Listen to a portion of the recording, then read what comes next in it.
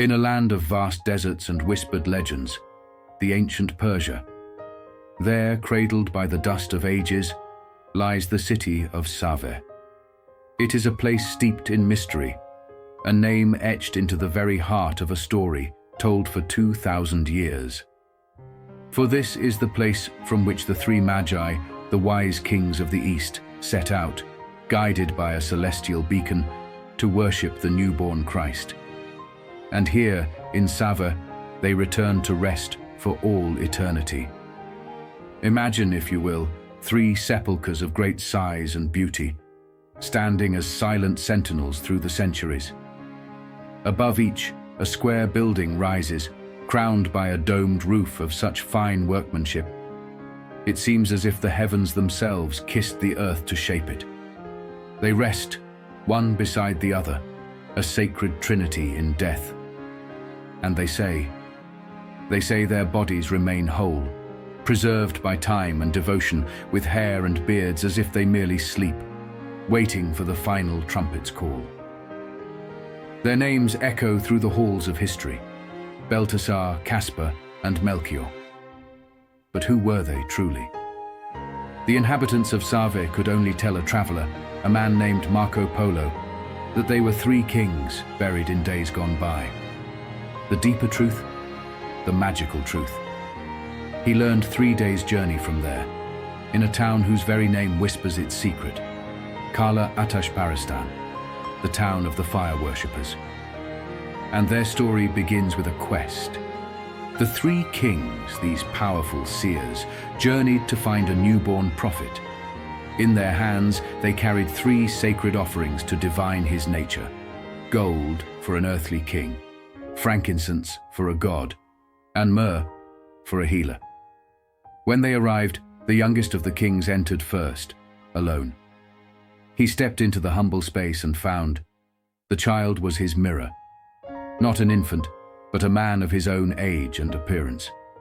He emerged, his eyes wide with wonder. Then, the second king, a man in the steady years of middle age, entered, and to him the child appeared as a peer, a man of his own maturity. He stumbled out, speechless and dumbfounded.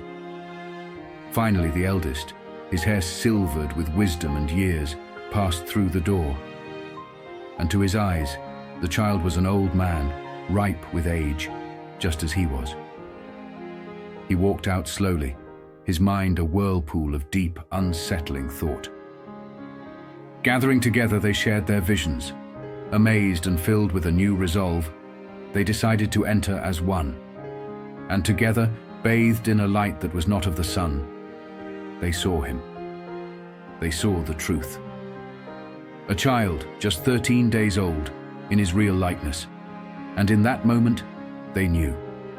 They fell to their knees in worship, presenting their gifts: the gold, the frankincense, and the myrrh. The child accepted all 3. And then he gave them a gift in return: a simple, closed casket. The kings began their long ride home, the mystery of the casket burning in their minds. After many days, their curiosity overcame them. They opened it. Inside was nothing but a stone. A stone? Their hearts sank. What could it mean? Disappointed, one of them took it and cast it into a nearby well. But the moment the stone touched the dark water, a miracle tore the sky asunder. A pillar of burning fire descended from the heavens, plunging straight into the depths of that very well. The air crackled with divine power. They recoiled, understanding dawning like the blazing sun. They had thrown away not a rock, but a symbol, a commandment to be as firm and constant as stone in their newfound faith.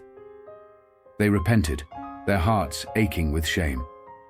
With reverence, they gathered some of this heavenly fire, carrying it like the most precious treasure back to their homeland. They built for it a magnificent church, a sanctuary for the flame, and there they keep it burning, perpetually, eternally. To this day, every sacrifice, every offering is sanctified by this very fire. And if it should ever flicker and die, they do not light it with a common spark. They embark on pilgrimages, journeys of 10 days or more, to find others of their faith and bring back a new ember from their sacred flames. And so, a gift of stone, a fire from heaven, and a faith born at the foot of a manger, created the fire worshippers of Kala Atashparastan. The three Magi, who set out from Saveh so long ago, came from the corners of this ancient land. One from Saveh itself, one from Hawa, and the last from Kashan. Their bodies may lie in peaceful rest, but their story, their miraculous enchanting story, will be a fire that never goes out.